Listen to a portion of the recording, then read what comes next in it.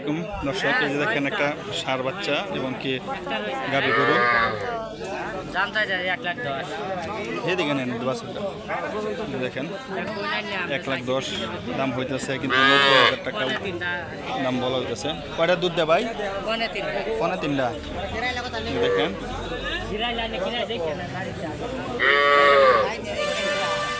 দেখেন গরু, দেশি গরু, ভালো একটা দুধের গরু। দেখেন দাঁত 6 দাঁতের গরু, 3 কেজি কাছাকাছি দুধ দেয়। 90,000 টাকা বলতেছে, কিন্তু ক্রেতা বিক্রি করে নাই। 1,10,000 টাকা সে দাম বলছে। দেখেন দেখেন আরো কত ধরনের দুধ লাগাবি এবং কেজি আরো কিছু বিক্রি হয়েছে। চাচা, এই ষাঁড় গরু আপনি বেচুন? এটা বেচুন? কত বেচুন এটা? 90,000। তো ভালো হয়েছে। দুধ না গুড়া দাতা নে খাওয়া যায় তানি দে ও হাড় বাছুর।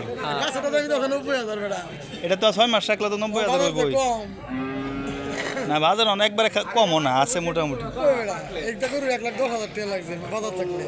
না মোটামুটি অনেকবার খারাপ না, ভালোই বেচছেন। তাও না এই সে দুধের কথা বুঝ করছো?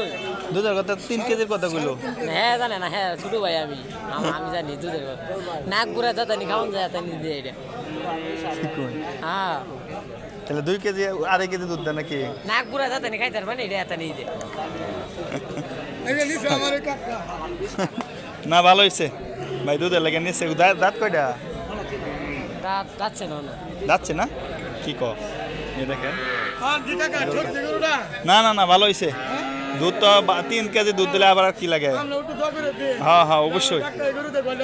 আচ্ছা ঠিক আছে, 90,000 টাকা। হ্যাঁ ভালো হয়েছে, কয়েকটা কমও আছে। যাক ভালো হয়েছে। ও ঠিক আছে। দেখেন দর্শক,